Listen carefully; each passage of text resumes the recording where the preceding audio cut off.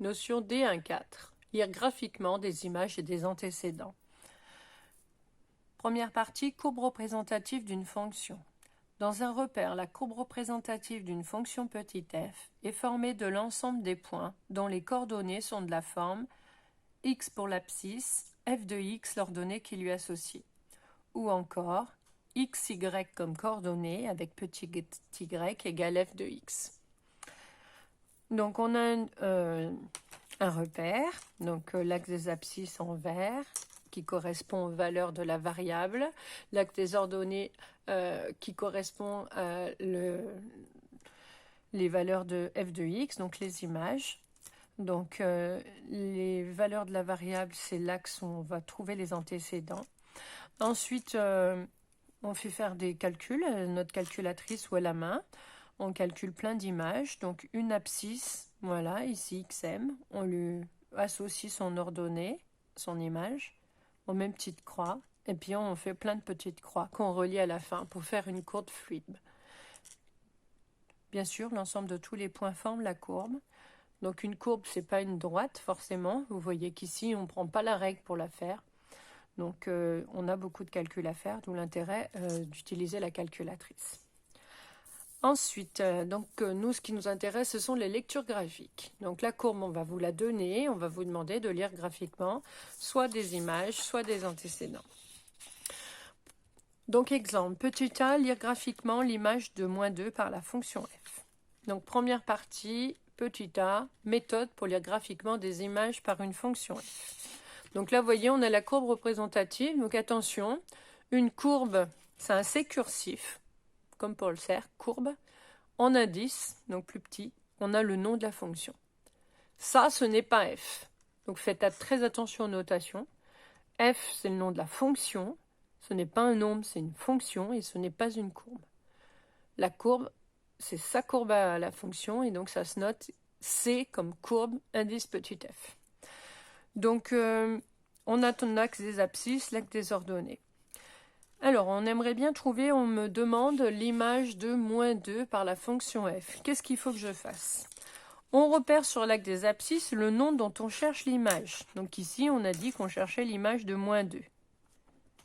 Donc, je cherche sur l'axe des abscisses, où est le -2? Il est là.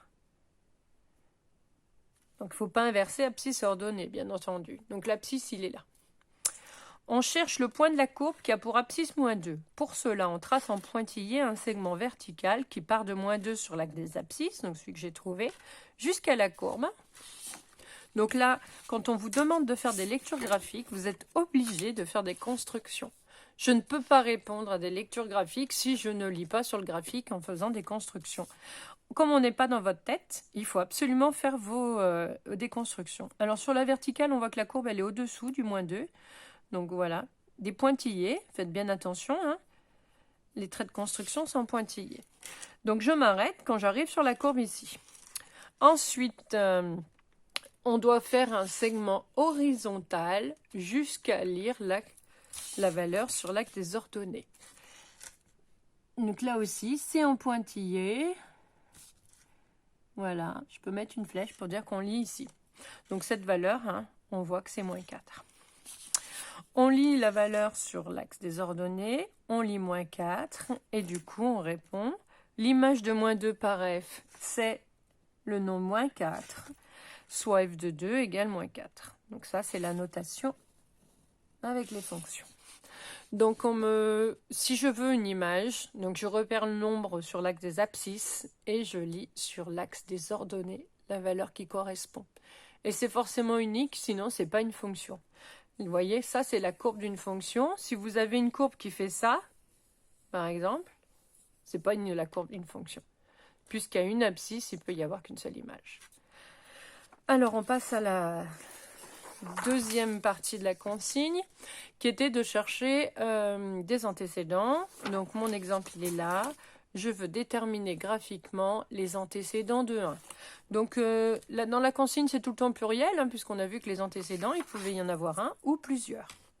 Alors, qu'est-ce que je fais pour chercher les antécédents éventuels aussi, parce que des fois, il n'y en a pas. Alors, si je veux les antécédents, on a dit du nombre 1. Donc, je le repère sur l'axe des ordonnées. Donc ici, je repère le 1. ici, sur l'axe des ordonnées, il est là.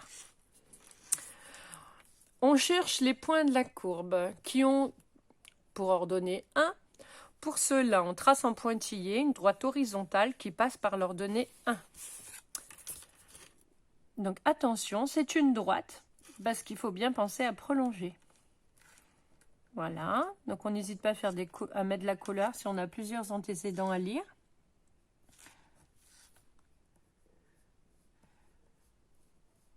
Voilà. Ensuite, voilà.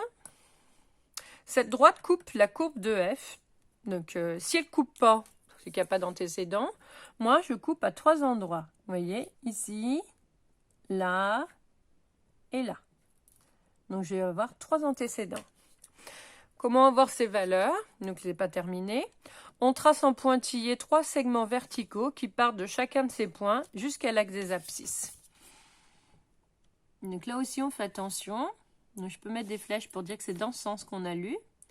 Ce sont des pointillés, donc ne pas mélanger les traits de construction. Voilà. Et c'est pas terminé. Maintenant, il va falloir lire ces valeurs-là.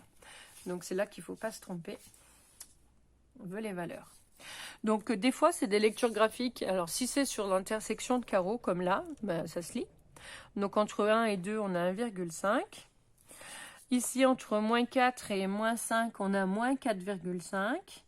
Et des fois, c'est moins précis.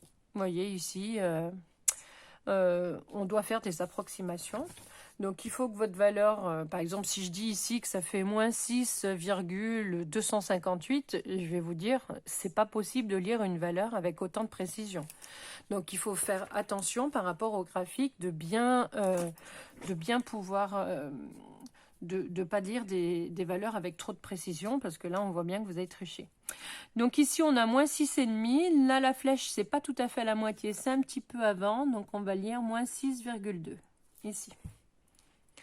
Donc, on répond. On lit les valeurs des antécédents sur la des abscisses. Donc, on a trouvé moins 6,2, moins 4,5 et 1,5. Et du coup, on donne les antécédents. Les antécédents de 1 par F sont, donc là, il n'y a pas d'ordre, hein, moins 6,2, moins 4,5 et 1,5. Voilà.